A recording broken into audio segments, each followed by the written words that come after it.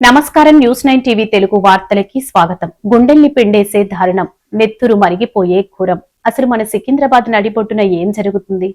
ప్రేమ ఈ రెండక్షరాల ముచ్చట ఓ నిండు ప్రాణాన్ని బలి తీసుకుంది. అవును, మీరు వింటుంది నిజమే.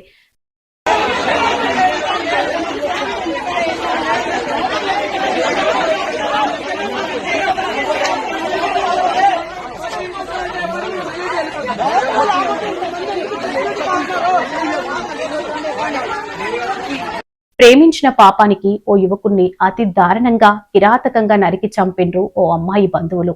ఇంటుంటేనే ఒళ్ళు గగ్గరు పొడుస్తుంది కదూ.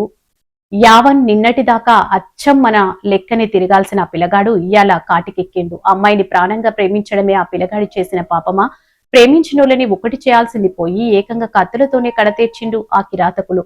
పానం తీసే హక్కు వాళ్ళకి ఎవరిచ్చిండ్రు బాయ్? అసలు ఈ పరువు హత్యలకి ఎండుకాడు పడేదెప్పుడు? కచ్చేస్తే ఇయ్యాల అమ్మాయి ఇంట ముంగట యావన్ కుటుంబ సభ్యులు పెద్ద ఎత్తున ఆందోళనకు దిగిండ్రు. తమ బిడ్డను పొట్టన పెట్టుకున్న పాపాత్ములను ఉరి తీయాలంటూ గుండెలు బాదుకుంటూ రోడ్డు మీద బైఠాయించిండ్రు. ఆ తల్లిదండ్రుల గోస చూస్తుంటే అక్కడున్న ప్రతి ఒక్కరి కళ్ళలో నీళ్లు తిరుగుతున్నాయి.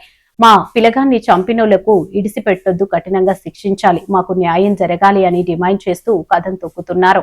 పట్టపగలు అందరూ చూస్తుండగానే జరిగిన ఈ ఘోరం చూస్తుంటే అసలు చట్టం అంటే భయం ఉందా లేదా అనిపిస్తుంది. ఆందోళనతోని సికింద్రాబాద్ లో టెన్షన్ వాతావరణం నెలకొంది. పోలీసులు భారీగా చేరుకున్నారు. అసలు ఈ కిరాతకానికి పాల్పడ్డ నిందితులకు ఎలాంటి శిక్ష పడాలి? యావన్ కుటుంబానికి న్యాయం జరుగుతుందా లేదా? కింద కామెంట్ లో మీ అభిప్రాయం చెప్పండి. మరింత సమాచారం కోసం చూస్తూనే ఉండండి న్యూస్ 9 టీవీ తెలుగు. జై హింద్.